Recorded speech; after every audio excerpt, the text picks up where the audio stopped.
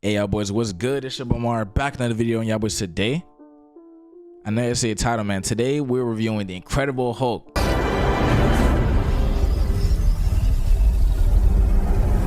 Now, I haven't watched this movie in a very long time, but this might be one of the weirdest movies in the whole MCU. So we start this movie 158 days after Bruce Banner has his incident turning into the Hulk, because they show us through the whole beginning credits of like how it happened and everything. They show us what he's been dealing with, like his stress, how to keep his heart rate low, how to even move his body like this. Like, how do you move your body like that? They actually do a good job showing us how low-key he's been trying to be. Like, he literally works at this factory and he's been doing like the most work, but he's not even getting paid for it because he wants to stay so underground. I like how he panics over his blood falling because he's been literally doing everything great, everything good, but then here's this one little slip up that changes everything. Don't make Hulk hungry. You wouldn't like him when he's hungry. This might be one of my least favorite Stan Lee cameos, and the reason why I feel like that is because they like insinuate that he dies in this scene. Like, he drinks it and then he drops it, and then you just don't like what is this cameo? There's a weird thing this movie does where Blonsky's just a bad person for no reason. Like, why'd you shoot the dog, bro? I actually really like this fight scene because it shows like how Ben had this plan like made out just in case they ever came back to find him, which of course they did. There's one weird part in this chase scene where Ross gets out, stares at Bruce stares back at him, and then they just stare at each other. Bruce just runs and Ross just stands there for 2 seconds. Is like, all right guys, let's go get him. What? Why didn't you get him right there? You should have got him right there. Wasn't your whole point to try to get him? Why didn't you have like a tranquilizer gun like all your other soldiers? Also, the acting in this movie isn't great. Like, there's a lot of weird line deliveries. Like, Edward Norton sounds like he's just reading off his script. They also give Thunderbolt Ross a lot of weird lines, which I'll show later. There's a lot of B-roll in this movie. Like, they just wanted to show off their music composer a lot, which is weird because the score is actually kind of good.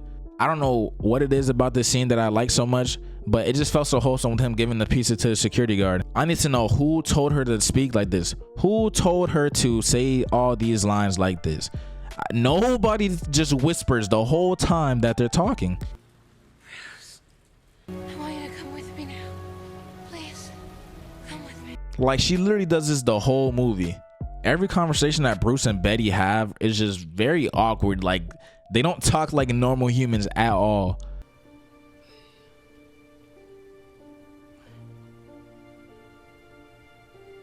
Gotta give props to Bruce. Bro's a swallower. There's one stigma in CBMs that will never fail to make me laugh. Like, they always are shooting at something that the bullets don't affect them or anything at all, but they just keep doing it. Like, you're just wasting the bullets at this point. Use it on something else or something. It's line like these that really throw me about Ross. Like I said earlier, like, why does he say this line like this? My God, he's doing it. Like, why did Ross yell like that? Why would you just walk up to the Hulk like that? Like, what was your plan, Emil? Also, the CGI on the Hulk isn't good, like, at all, but like, I kind of expected that. Sometimes even the editing in this movie is weird. Like, Betty and Bruce are just having one of their weird random conversations, and then there's this random cut, like a very weird cut. They have her whispering this whole movie, but now because of this reckless driver, she's yelling, but the way she's yelling is so like weird, because then literally the next scene she's acting like she wasn't just mad, she's back to whispering. Another thing this movie didn't handle well is the villain, of course. Like, Emil's just cool putting all this stuff in his body to become this big monster, but we don't see his motivation on it like at all. This movie also has a problem with like repeating dialogue. Bruce and Betty go to Mr. Blue, the guy that Bruce has been emailing this whole time about everything that's been going on with him as the Hulk, but it's just the same dialogue that we've already heard earlier in the movie. The whole process of trying to get the Hulk out of Bruce was so anticlimactic for literally no reason, bro. Why did Blonsky hit her? She's an annoying bitch. Why are you always hitting people? They finally decided to use something other than an AR, and that still didn't work. Who decided to make this scene like this, bruh? It's so weird. Here's a big CGI fest fight scene that y'all love. Like, the fight scene isn't bad, but I just feel like it's a little overhyped. I feel like it's an okay fight scene with some good moments. Somehow Betty and Ross are the only ones that survived this helicopter crash. Like I said, there's a couple good moments in this fight. Like the hand clap to say Betty was pretty cool, I guess. And then of course Hulk does Hulk smash. Like that's cool.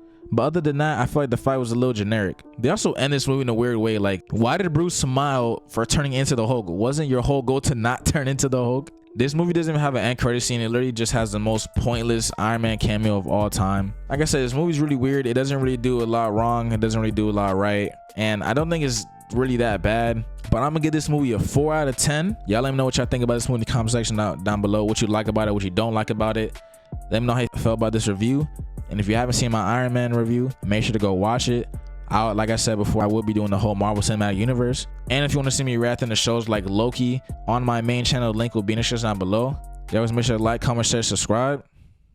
And make sure to always trust the process.